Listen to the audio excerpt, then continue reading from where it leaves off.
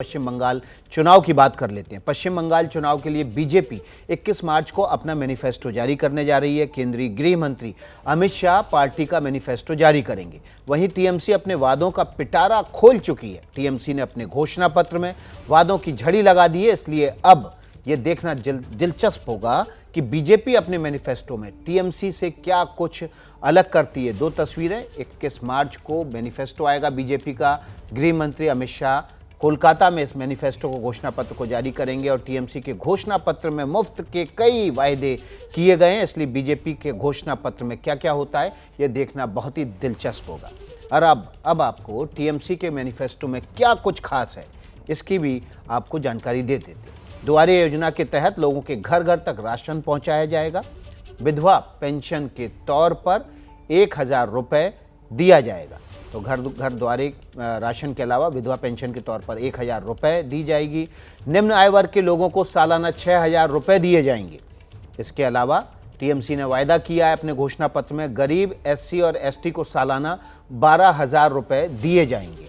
इसके अलावा 5 लाख रुपए का स्वास्थ्य साथी बीमा भी जारी करेगी सरकार। छात्रों को 10 लाख रुपए तक का विशेष क्रेडिट कार्ड मिलेगा। इसके अलावा क्या क्या है, हर साल 5 लाख रोजगार देने का भी टीएमसी ने अपने घोषणा पत्र में वायदा किया है।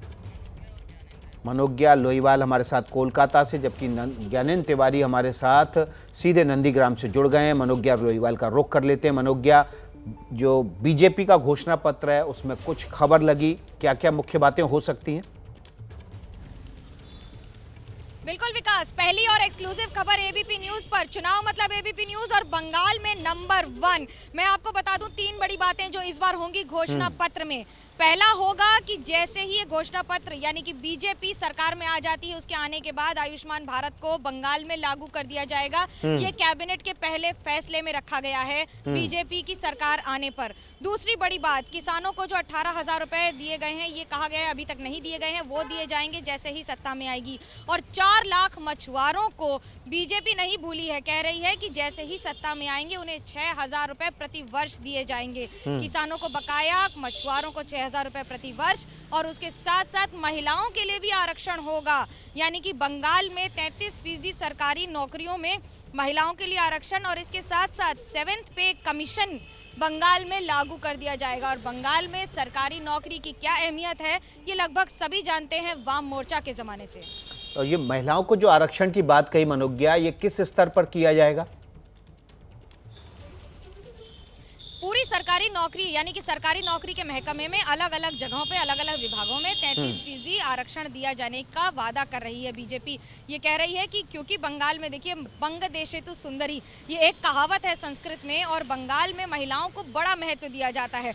एकमात्र राज्य है इस समय पूरे देश में जहाँ पर एक महिला मुख्यमंत्री है और जो टिकी हुई है और लगातार लड़ाई कर रही है ममता बनर्जी। तो ये बड़ी बात है, टक्कर जितनी दिख रही है उससे कई गुना ज्यादा मुश्किल भी है। मनोज्ञा लोईवाल इस वक्त बड़ी जानकारी दे रही हैं एबीपी न्यूज़ पर। ये सबसे बड़ी खबर है इस वक्त की कि बीजेपी के घोषणा पत्र में क्या होगा, इसकी घोषणा कोलकाता के ग्राउंड जीरो से मनोज्ञा लोईवाल एबीपी न्यूज़ पर कर रही हैं। उन्होंने बताया कि आयुष्मान योजना को तुरंत लागू किया जाएगा। बीजेपी की सरकार बनते ही कैबिनेट का पहला फैसला होगा। किसानों और मछुआरों को प्रतिवर्ष 6000 रुपये के हिसाब से दिया जाएगा। इसकी घोषणा खुद प्रधानमंत्री नरेंद्र मोदी मंच से कर चुके हैं और पिछले 2 साल का 3 साल का बकाया भी पैसा उनको दिया जाएगा। इसके अलावा महिलाओं के लिए 33% सरकारी योजनाओं में आरक्षण भी किया जाएगा और 7वां वेतन आयोग भी लागू किया जाएगा। मनोज्ञा लोईवाल की इस वक्त की सबसे बड़ी खबर, एक्सक्लूसिव खबर मनोज्ञा लोईवाल ने कोलकाता से दी एबीपी न्यूज़ पर। इसलिए कहते हैं एबीपी मतलब इलेक्शन मतलब एबीपी न्यूज़ और एबीपी न्यूज़ मतलब ब्रेकिंग न्यूज़। हम चलते हैं सीधे अब ज्ञानेंद्र के पास जो कि नंदीग्राम में है। ज्ञानेंद्र, कल तो हमने देखा कि बीजेपी और टीएमसी के कार्यकर्ता आपस में उलझ गए और वहां पर बीजेपी के कार्यकर्ता को चोट भी लगी। आज नंदीग्राम में शांति है? देखिए, अब तक तो शांति है। शुभेंदु अधिकारी निकल गए हैं घर से और वो जनसंपर्क कर रहे हैं। लेकिन कल के जो हालात मैं आपको बता रहा हूं, मैं सुबह से शाम तक शुभेंदु अधिकारी के साथ था। जहां भी वो जा रहे हैं कई बार तो कार्यकर्ता उनको घेर ले रहे हैं और ये कह रहे हैं कि देखिए कुर्सियों को तोड़ दिया, उन्होंने टेंट को तोड़ दिया, और शुभेंदु अधिकारी खुद आक्रामक हो जा रहे हैं और ये कह रहे हैं कि ऐसा नहीं होने देंगे। वो जब खाना खा रहे थे तो मैं भी उनके साथ था, मजदूर के यहाँ खाना खा रहे थे और मैंने उनसे चर्चा की तो उन्होंने कहा कि टीएमसी के गुंडे और पुलिस, जो कि सरकार चूंकि अभी ममता बनर्जी के अंडर में है, ये सारे लोग भले इलेक्शन कमीशन के अंतर्गत सब आ गया है लेकिन पुलिस उनके लिए काम कर रही है, लेकिन हम डरने वाले नहीं हैं। दूसरी बात, चाकरी की कर रहे हैं वो, और हर मंच पर जिस गांव में वो जा रहे हैं अगर वहां मंदिर है तो वो वहां शीश झुकाना नहीं भूल रहे हैं। और जैसे ही शुभेंदु अधिकारी पहुंचते हैं एक ही नारा लगता है, वो है जय श्री राम, भारत माता की जय। शुभेंदु अधिकारी राष्ट्रवाद पर ममता बनर्जी के सवाल उठा चुके हैं हर मंच से, अब केवल यही कह रहे हैं। वो खेला होबे कहते तो हैं, लेकिन जिस तरह से पुरुलिया में प्रधानमंत्री नरेंद्र मोदी ने कहा कि दीदी कहती हैं खेला होबे, हम कहते हैं विकास होबे, दीदी कहती है खेला होबे, हम कहते हैं स्कूल होबे। तो इसी तरह के इसी तर्ज पर शुभेंदु अधिकारी भी निकले हैं। आज भी वो 4 जगह जनसभा करने वाले हैं और एक जगह वो किसान के घर में खाना खाएंगे।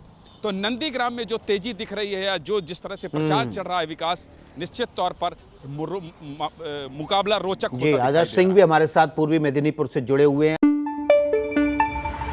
न पाबंदी हो न कोई हद हो तो बस खुद बनाई सरहद हो।